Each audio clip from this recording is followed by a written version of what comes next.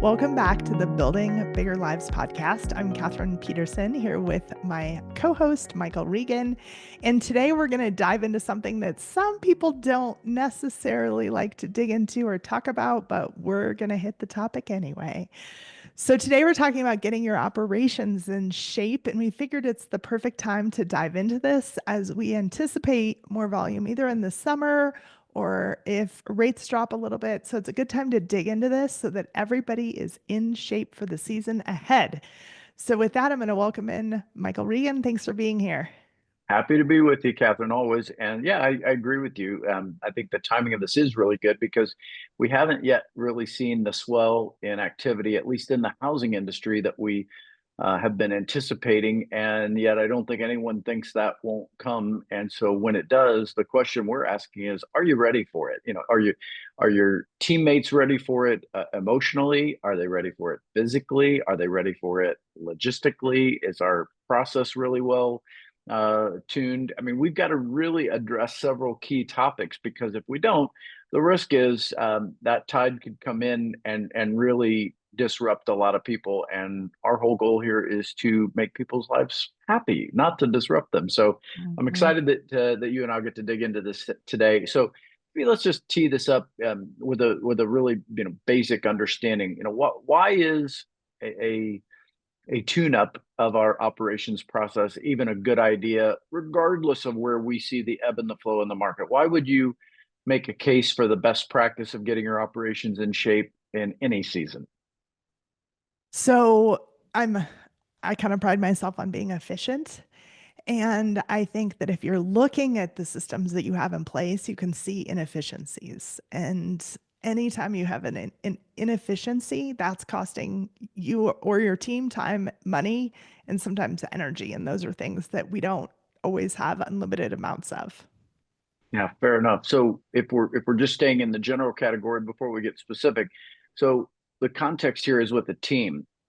How do you handle teammates who don't always share your passion for finding those inefficiencies, or maybe said even plainer, they're not that interested at getting better?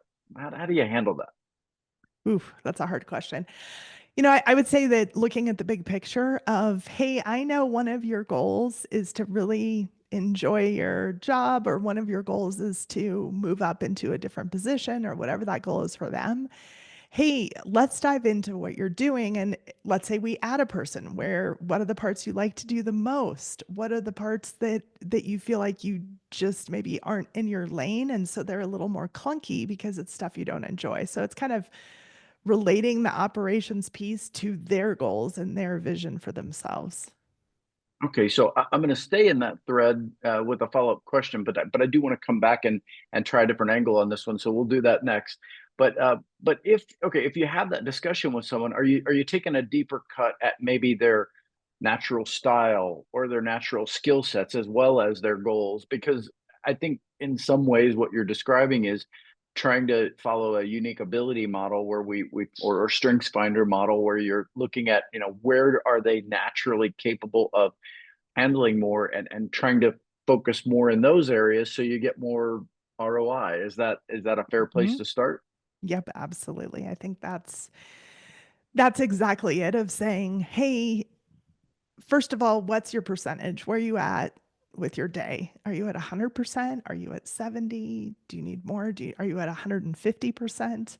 Are you just swamped? What does that look like? And then what are the things, if you got to pick the three things in your day that you love the most to do, what are those things? If you got to pick three things to take off of your plate, what would those be? So that kind of feeds into that strength finder.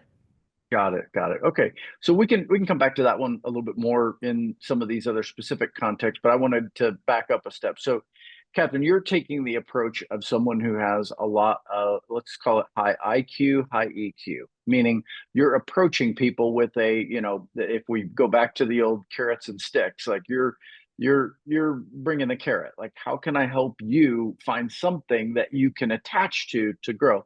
But what about some of our listeners out there who bring the stick?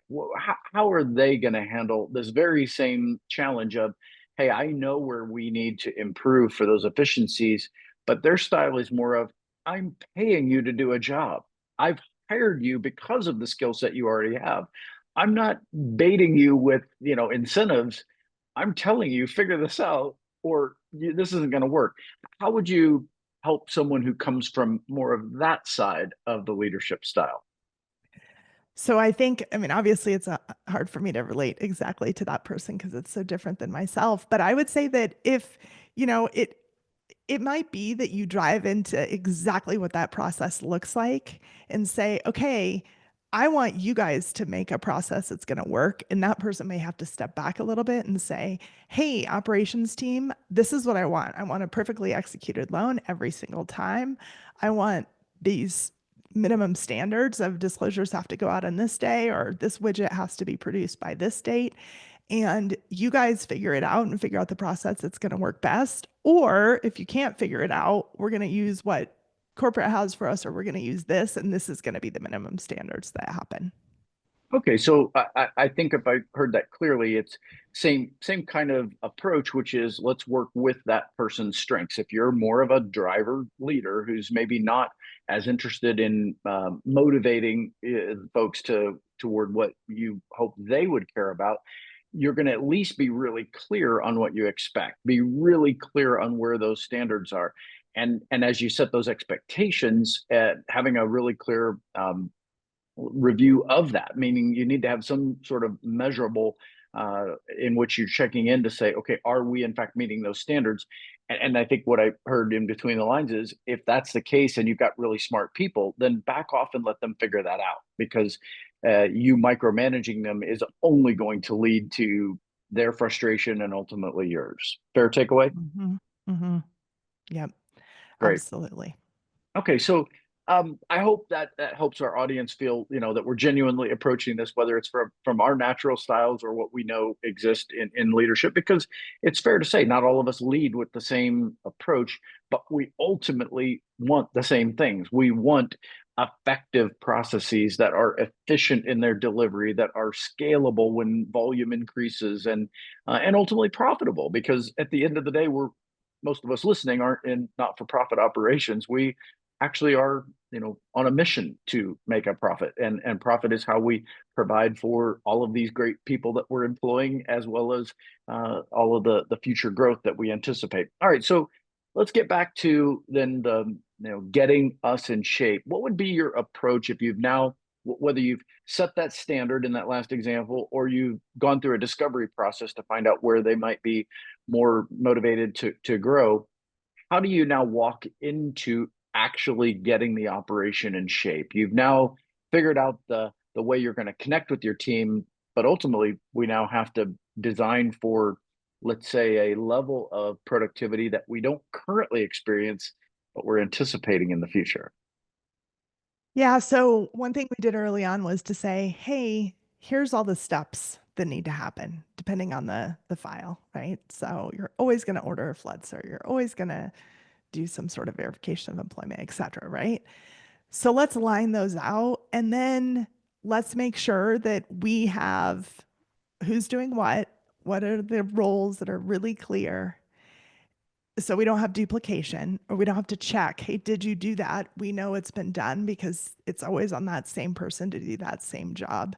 And then it's saying how can we create efficiencies in our day? Is it batching? Is it that every day we're doing a 10-minute goals call? Is it that we're really diving into problems in this certain way? So I think that it's working on what are the tasks everybody has, making sure there's not duplications, and then talking about efficiencies, and then prepping for those efficiencies of what can we do today to either help us get trained, to create templates, to do things that'll speed up the time later, to start to practice those. So when we don't have time to write those or figure out this process, we're set. Okay, so keep that flow going for our audience. You now identified the steps that you're going to take. Um, how do you bridge the gap between the tactical execution of those steps and maybe some of the emotional resistance of, but that's not how we've been doing it, or that's not going to work, we tried that before, or whatever other emotional pushback you're going to get? Because it's not always just hey, design a great system, improve upon it, and everybody's happy. Sometimes there's resistance. How do you weave Mhm. that in?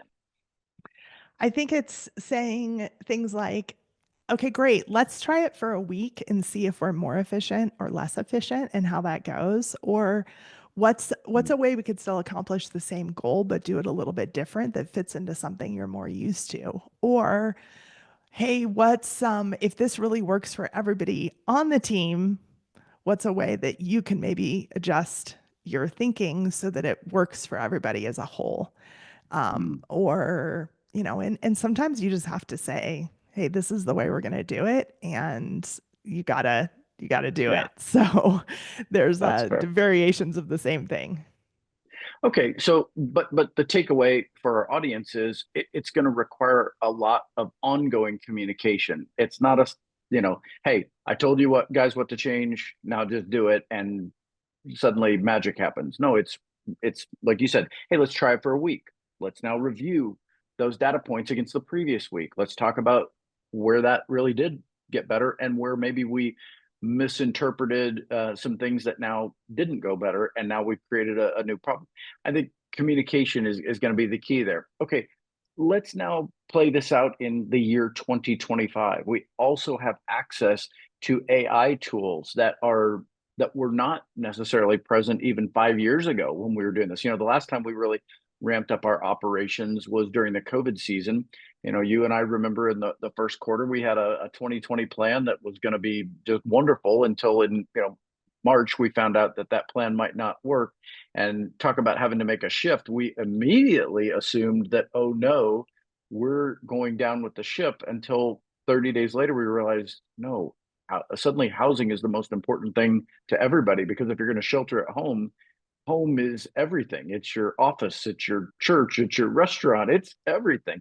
So we suddenly had to ramp up quickly in that season operationally. Well, this is going to look a little different because we didn't have tools of AI back then to help us do that. Today we do. How are you thinking about where AI fits in getting our operations in shape? That's a great question. So I think there's some tools you could do, like, hey, here's a profile of my team. Put this in as a prompt.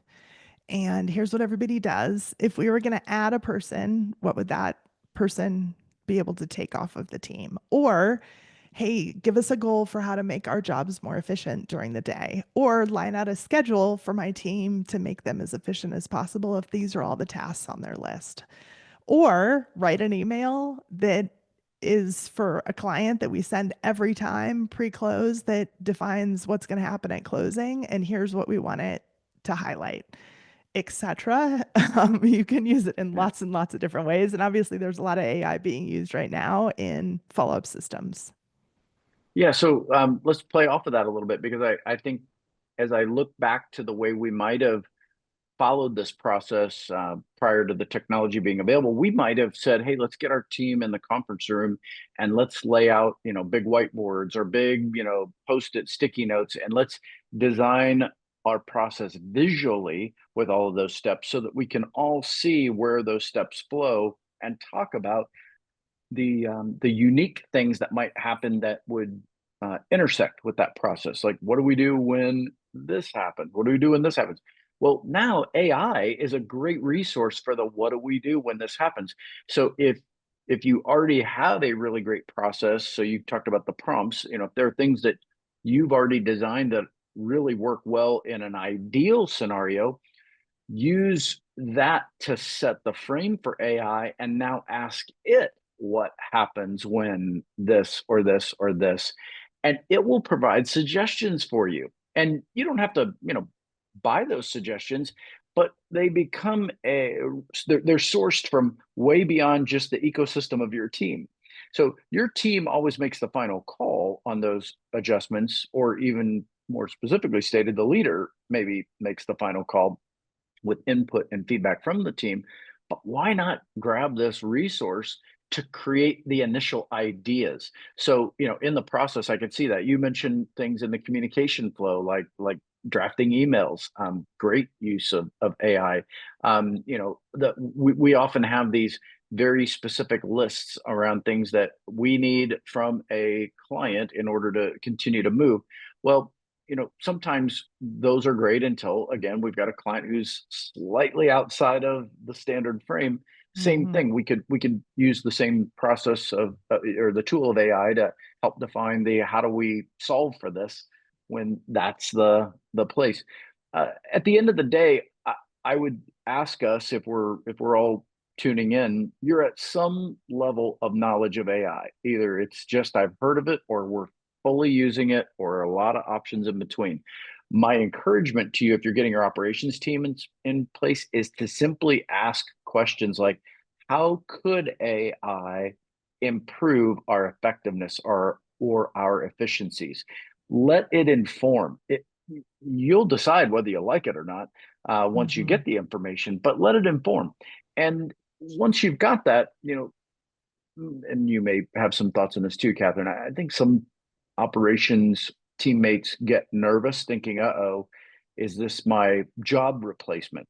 I'm going to argue if our volume is increasing, it's actually your capacity multiplier. So think of it through the positive of what it creates. If you as a human being are a valuable member of the delivery of whatever it is that you are selling as a team, then how can this tool increase your capacity so you're not going back to, you know, 8 hours a day to 10 hours a day to 12 hours a day to 6 days a week to feeling like I'm burning out? Think of AI as a resource in which to reduce the need to burn out. And maybe then you're a little more excited about exploring it. Hmm. Yeah, absolutely. Those are some good tips for sure. And I think anything that increases efficiency can help. And I think the AI does that. It increases efficiency if it's used correctly. It can help with those things. Yeah, yeah. And I think the teams that embrace the curiosity of it are going to find out that they find little nuggets that energize their team. Suddenly it's like, oh wow, that was fast. Now we can move Mhm. forward. That's really what this is doing. And so I don't want to camp on AI. I just think it's a piece of the puzzle, and to ignore it would not be a excellent strategy in 2025, because as we can see, there are plenty of fintech companies out there that are willing to embrace it completely, and our inability to at least leverage it at some level could really limit our options as we look at growth. Meaning, we don't want to see the market growing, but we don't get to participate in it simply because Mhm. we didn't want to embrace some of the levers of growth that our customers ultimately expect. That would be my encouragement. You don't have to become, fully digital, fully automated, no human touch. Um, think of this as a background tool, something that, maybe your audience doesn't even realize you're using, and it just makes you more effective and more efficient so that you're able to, I don't know, still get a workout in, still eat dinner with your family, still get a good night's sleep, and come back fresh the next day. Mhm. Absolutely. All right, Absolutely. Kathryn. So we're getting operations in shape. What other, you've now identified some ways in which we could motivate people. You've identified some ways in which we could improve process. You've identified some ways in which we could review those trials, things we're going to experiment with to see what works, what doesn't. And we're communicating regularly. So we're getting all this great feedback. And maybe I threw in the, we're using AI as a tool to help with all that. Play that forward as the season continues, as the market conditions evolve, and as our opportunities increase. What kind of things do we need to be preparing ourselves for today that aren't as tactical as what we've talked about so far? What are some of the strategic things that maybe a team that hasn't produced at a high level in a while needs to game up for? What else should we be talking about? Well, I think any good leader is always thinking, okay, this is the capacity of my team. What if we go over that capacity, and what is that going to look like, and what is that next hire? And then what's also the mental capacity of my team? Meaning, what do I need to do to make sure that they're, you know, mentally ready for what's coming, but also are they taking good care of their health? Are they, are people taking lunch breaks? What does that look like as well? I think those are two kind of more strategic thinking things that you can look at. I like that a lot. And I think you're going down the right road, because most leaders are going to focus naturally on the things we've discussed so far, but if they don't pick up on a few of those things, those are the ancillary pieces of the puzzle that make this whole thing flow. And so your operations team is built on people that, if they're not feeling energized by the work they're doing, uh, their ceiling of, you called it, the percentage of capacity they have, that ceiling is going to be a ceiling of complexity that they keep bumping up against, but they can't seem to elevate above it. The way to elevate above it is to recognize some of those ancillary things that can in fact change the overall capacity they experience as a person. And the downhill flow of that is, hey, they get to execute in their role even better. So yeah, you're right. Things about, taking breaks, looking at things like, the amount of hours they're working, looking at the amount of exercise they're getting. You can, some groups, your group may do this. They create really fun cultures around that. You've been in a book club before. Some folks, put a walking club together. And, it's the one thing I always joke that our old friends that used to smoke had right. It was the smoke break. The problem was they were using it to maybe do something that wasn't as great for their health, but they were getting up from their desk and going outside. Well, Yeah. what if we created a positive version of that and said, hey, we're going to take a walk around the block instead of standing still and smoking? Those things create multipliers in our effectiveness and efficiency. So I'm glad you're bringing a few of those up. Yeah, absolutely. Our company just started a walking challenge with the whole company, and that's we have most of my team is participating in that, and that's good. So, and we're reaching out. Hey, how'd everyone do on their steps yesterday? So that's always a good way to get those in. All right. So as we look at getting your operations in shape, I think we know what we mean. I think we understand why it's important. I think the when is probably self-explanatory. The sooner the better, because Mhm. if you're waiting for um, evidence that the market is picking up before you implement some of those adjustments, the risk you take is you might be too late, and it's like the tsunami. It looks nice and smooth coming in, but by the time the water hits you, you're drowning. And our goal here is to be helping entrepreneurial people feel prepared, almost feel excited about, like, we're ready for that growth. One thing, lastly, that I want to touch on, that you talked about, maybe the need for hiring other people. Um, this is something that I find doesn't get done strategically in advance often enough, and I call it building the bench. It's identifying the people that, in an event that you are ready to ramp up quickly, you already know who you would call. Whether or not they're ready to join you, whether or not it's the right timing for them, is a future event that no one can predict. But if you're not even aware of, hey, these are the 3 to 5 people that I would engage with quickly if I needed to, becomes a big miss. Because if you're waiting for that moment, guess what? Now you're competing with everybody else to try to find those people. Um, Mhm. so I really am glad that you talked about hiring. What are some ways in which you're a good networker, but what are some ways in which you would advise a team leader to do this in a practical way when they're not literally ready to hire today, but they might be in the next 3 to 6 months? What are some things they can be doing? Yeah, so I mean, obviously talking about it where you go of, hey, send me your resume in case I decide to hire down the road. We're always looking for great people. Or it can be even as simple as, hey, if we did hire, here's a really good job description. So I already have that pulled together and I know what they would do, because then that's something that's really easy to have ready for when, like, hey, great, here's your job description. Now we know what everyone's new role is based on that. So here you go, because that's already done and written. And then you're just dropping in people pretty quickly as you need them. And mortgage does have an amazing ability to expand and contract really quickly, because I think of some of those things that are in play pretty quickly, that it's like, hey, this is the next step of person that we need. And this is the duties that we would immediately give them so that you can easily just drop that down. Yeah, that's really great. You made me think of a tool that we all have available to us, and it's probably an app that many of us use on a regular basis.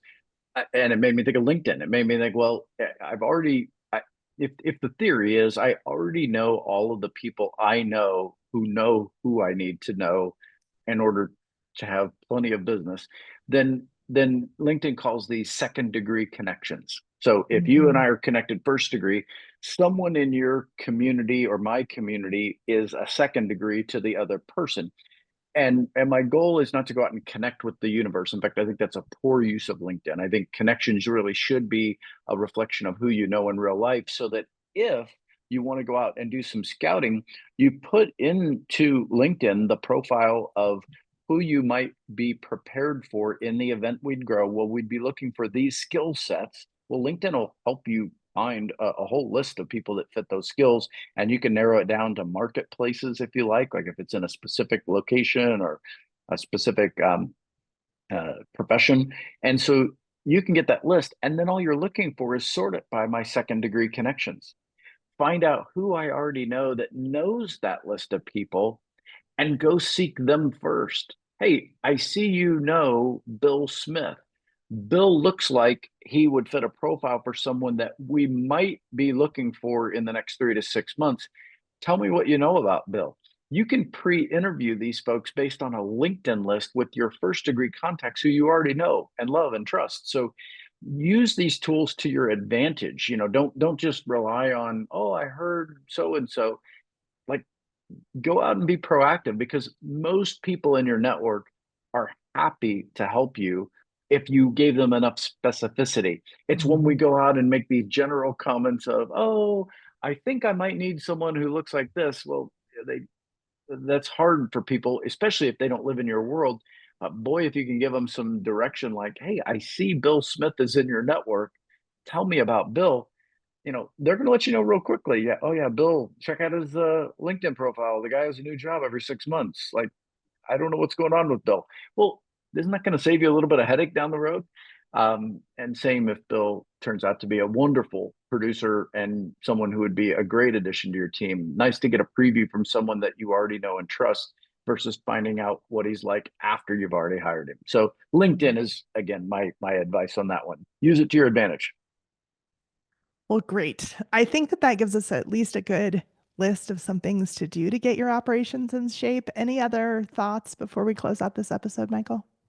The last one is the one that you're going to hear me say on a regular basis is your one-on-ones with your individual teammates are a great way to get some of these things we talked about earlier in the episode started. If you're trying to take Kathryn's advice with what I think is really high IQ, high EQ, which is getting to, being curious, getting to know what motivates them, getting to understand where their goals are, and trying to build something together with them, that's going to happen in a one-on-one. Don't let those become occasional or reactive. Have a regular routine. Maybe it's just once a month, maybe it's once every 2 weeks, but don't let it become, oh yeah, we haven't met one-on-one in a long time. And be really clear, a one-on-one is not just a code name for the same kind of conversation we have about a file every other day. No, it's about me as your leader pouring into you and helping discover some of those things that Kathryn wisely led with earlier in the podcast. So use the one-on-one as the frame in which to do that, and be proactive. Get it in your calendar, schedule it. That's one of those leadership best practices that I've never seen fail. Fail happens when we fail to communicate, and this is a great way to catch a falling knife. Yeah, absolutely. And because it's a time that you have just with them, they're going to be more open and honest about what's working Yeah. and what's not, and that's going to be a good time to lead them into goals for the team. So, Well said. Well, Kathryn, let's put a wrap on this one. This is getting your operations in shape. Whether you're listening to this in the spring, the summer, or the fall, you'll know when your marketplace, based on the industry that you operate in, is starting to ramp up, because you're watching those leading indicators. You know what to anticipate. Our advice to you today is don't wait for the tide to come in before you're ready to ramp up. Get your team in shape today. Treat this like, spring football way before the fall season. Get the team in shape and help them feel confident that when those activity levels are rising, that they're not going to be drowning, they're not going to feel burnout, because you're leveraging some of the resources available, whether they are traditional resources or maybe some of the modern resources we have. that allow them to feel confident that, hey, we can handle this and this is a good thing for everyone. If you get them in shape, everybody wins. And I hope today's podcast was helpful for you. This is Building Bigger Lives, and we're available every Wednesday on a podcast platform near you. So whether you find us on Apple or Amazon or Spotify, or again on YouTube, if you like the video version, we look forward to bringing you an exciting new episode each and every week. And we appreciate you tuning in. Make sure you share this episode with someone who might benefit from it, and remind them as well to share it with a friend. We will see you on the next episode of Building Bigger Lives.